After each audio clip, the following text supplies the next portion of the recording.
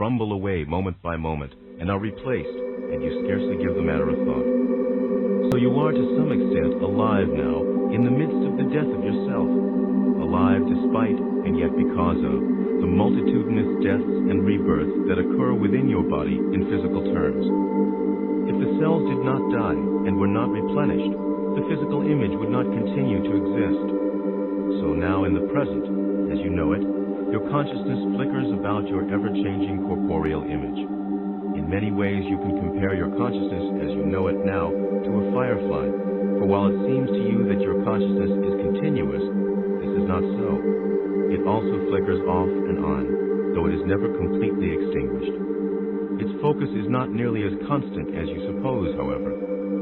So as you are alive in the midst of your own multitudinous small deaths, so though you do not realize it, you are often dead, even amid the sparkling life of your own consciousness. There are overall rhythms, and within them an infinity of individual variations, almost like cosmic metabolism. In these terms, what you call death is simply the insertion of a longer duration of that pulsation of which you are not aware, a long pause in that other dimension, so to speak.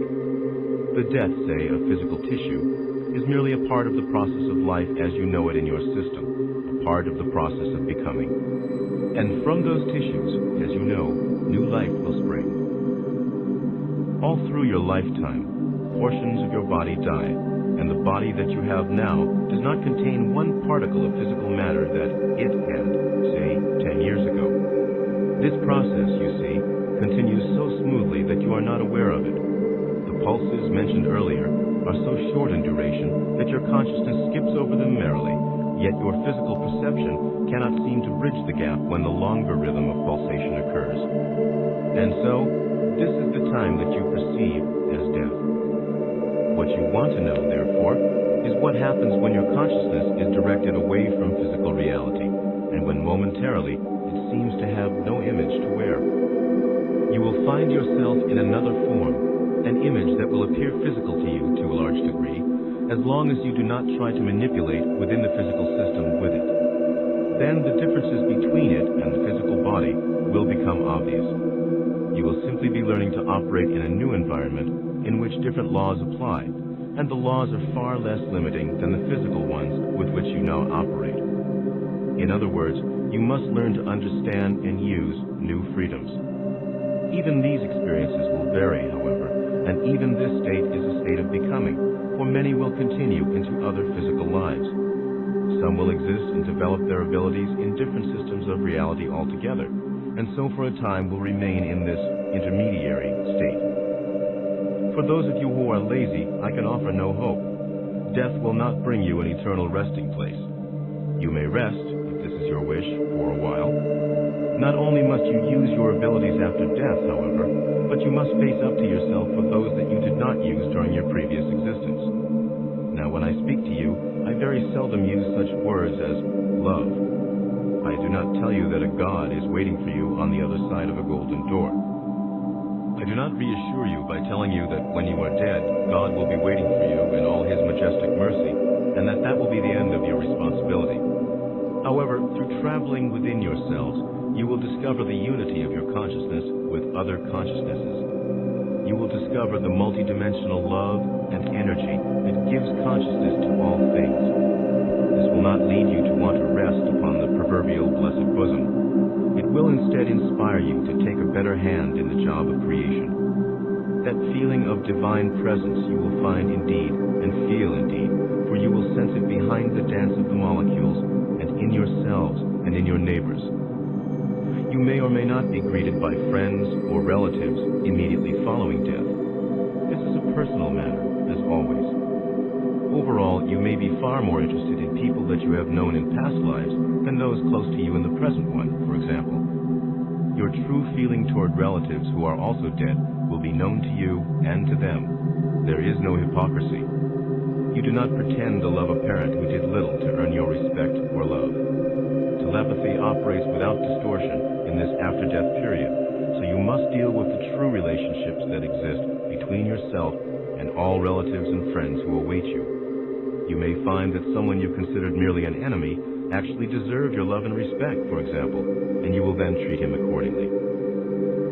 You examine the fabric of the existence you have left, and you learn to understand how your experiences were the result of your own thoughts and emotions and how these affected others. Until this examination is through, you are not yet aware of the larger portions of your own identity. When you realize the significance and meaning of the life you have just left, then you are ready for conscious knowledge of your other existences. You become aware then of an expanded awareness. What you are begins to include what you have been in other lives, and you begin to make plans for your next physical existence, if you decide upon one. You can instead enter another level of reality, and then return to a physical existence if you choose. An individual can be so certain that death is the end of all, that oblivion, though temporary, results. In many cases, immediately on leaving the body, there is, of course, amazement and a recognition of the situation. The body itself may be viewed, for example, and many funerals have a guest of honor amidst the company, and no one gazes into the face of the corpse with as much curiosity and wonder. After leaving the physical body, you will immediately find yourself in another. This is the same kind of form in which you travel in out-of-body projections. And again, let me remind you that each of you leaves your body for some time each night during sleep. This form will seem physical. It will not be seen by those still in the physical body, however, generally speaking.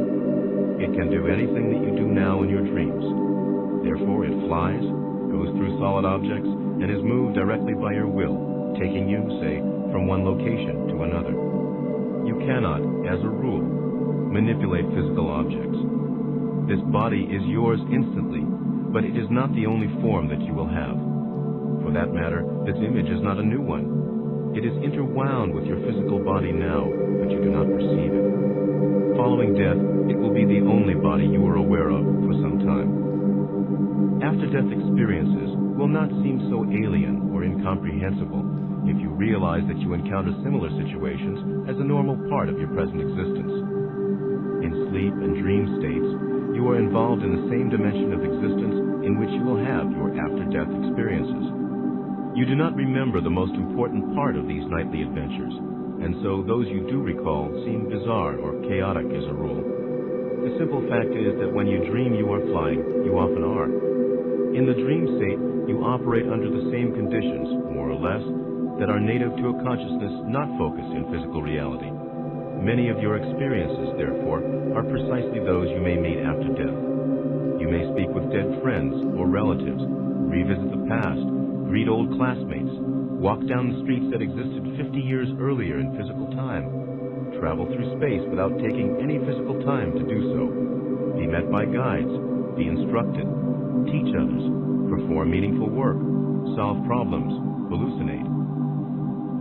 As your daily endeavors have meaning and purpose, so do your dream adventures, and in these also you attain various goals of your own. In the dream state you learn, among other things, how to construct your own physical reality day by day, just as after death you learn how to construct your next physical lifetime.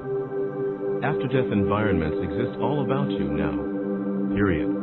It is as if your present situation and all its physical phenomena were projected from within yourself outward, giving you a continuous running motion picture, forcing you to perceive only those images that were being transposed.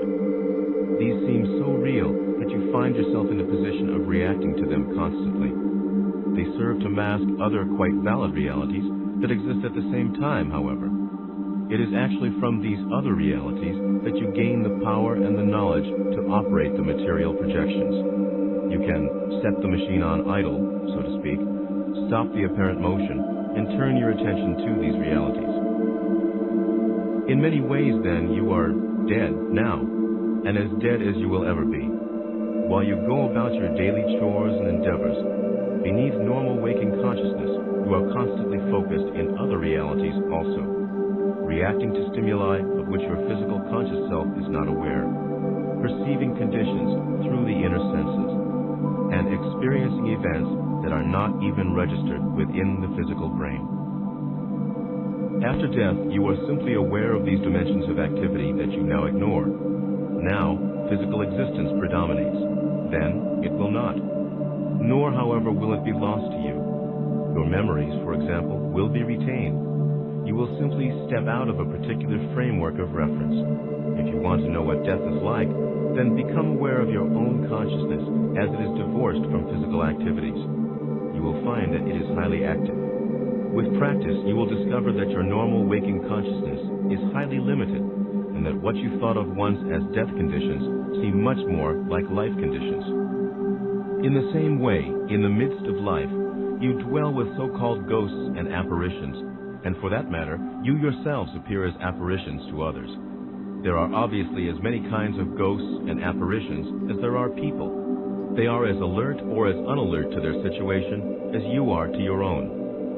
They are not fully focused in physical reality, however, either in personality or in form, and this is their main distinction. If a ghost wants to contact... Lao Tzu puts it in this way: the great Tao flows everywhere, both to the left and to the right. It loves and nourishes all things, but does not lord it over them. And when merits are accomplished, it lays no claim to them.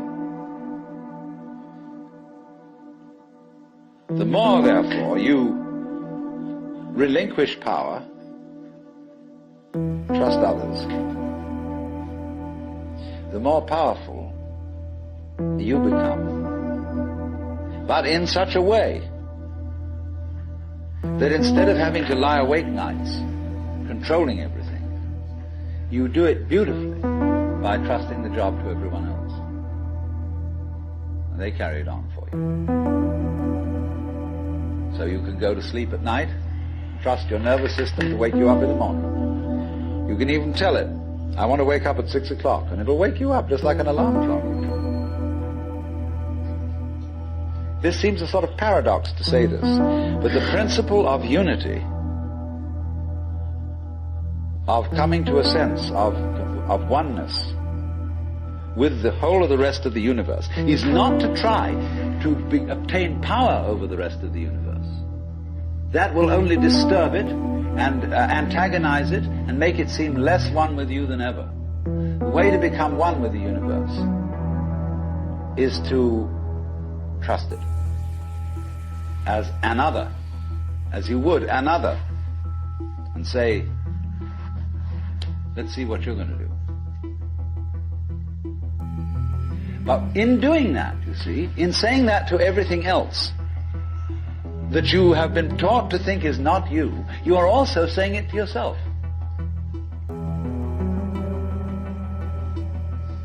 Because finally, as I pointed out, you do not know where your decisions come from. They pop up like hiccups. And when you make a decision, people have a great deal of anxiety about making decisions. There's this guy farmer, who ordered a help man to come in. And found he was an extraordinarily efficient worker. The first day, he put him on sawing logs. And he sawed more logs than anybody had ever sawed. It was fantastic. But they were all done in one day. So the next day, he put him on to mending fences. And there were all kinds of broken fences around the farm. In one day, he had the whole thing done. So he thought, what am I going to do with this guy? So he took him down into a basement and said, look, here are all the potatoes that come in from this harvest. And I want you to sort them into 3 groups. Those that we sell, those that we use for seeding, and those that we throw away. So he left him at that. At the end of the day, the laborer came back and said, well, that's enough, mister. I quit. Oh, he said, you can't quit. I've never had such an excellent worker. I'll raise your salary. I'll do anything to keep you around me. I said, no. It's all right mending fences and chopping wood, but this potato business is decision after decision after decision after decision.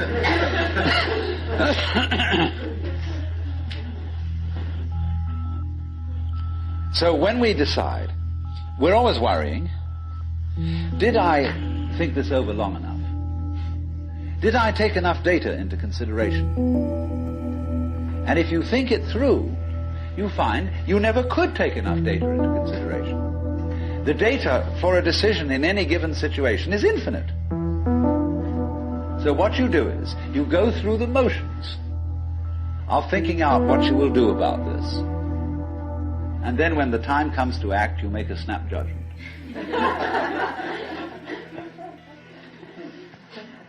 I mean, I'm speaking a little extremely, making some fun of it and so on, because after all, we do occasionally get the vague outlines of things and make a right decision on rational grounds. But we fortunately forget the variables that could have interfered with this coming out right. It's amazing how often it works. But warriors are people who think of all the variables beyond their control and what might happen. So then when you make a decision, and it works out all right,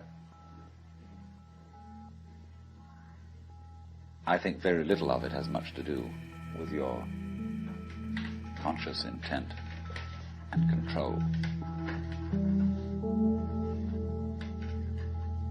But somehow or other, you are able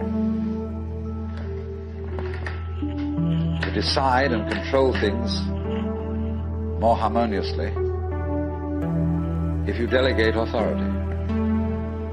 That's why very great businessmen are those who can delegate authority.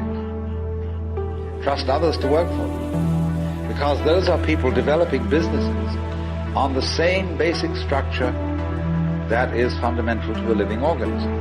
Delegation of authority. It loves and nourishes all things, but does not lord it over them. And you see, then, what is happening is this. The more you let go of it and trust it, as if it were quite other than you.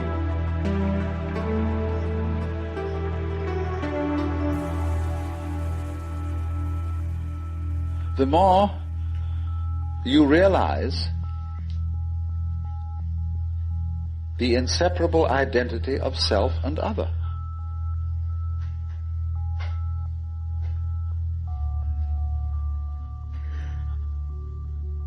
To go back, if you try to find the identity of self and other by subjecting other to self, no go.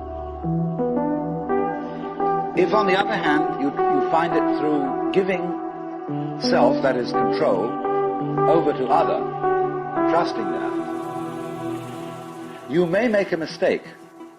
You may make a bad gamble. But in the long run, you're acting on a principle which has the backing of evolution. This is the way biological evolution goes on. Constant delegation. That's why, obviously, the democracy is superior to the monarchy. Mr. Tocqueville said that democracy is always right, but for the wrong reasons. Because there is operating in democracy the principle that Buckminster Fuller calls synergy. Synergy is the intelligence of a highly complex system, the nature of which is always unknown to the individual members. Because that goes back again to this point, that we're always entering a new environment. We don't ever know fully what the new environment is, because the only environments we know are the past ones. There is always then operating in the development of cellular life on any level a new way of organization, higher than any existing form. And we are not aware of it until after it's happened. If you ever saw, for example, the film Kon-Tiki, this man figured out a few things as to how to make a balsa wood raft to sail from South America to the Pacific Islands. But once he had set this in motion, he discovered that all sorts of unexpected factors cooperated. That when the wood got wet, it expanded, so that the ties bit into it and held it completely secure. He never expected that. And he found that as he sailed along, flying fish would simply alight flat on the deck every morning for breakfast. That all kinds of natural factors, it was just, he touched a key where he was flowing with the course of nature, and everything cooperated. He touched the key, he made the activation. And he was just picking up, in other words, a practice which hundreds and hundreds of years ago had been followed by others who had worked it out by their great ecological awareness.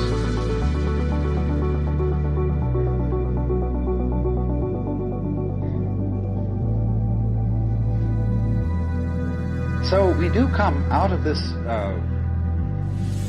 way of thinking to something which has, I would say, the most enormously creative and revolutionary social consequences.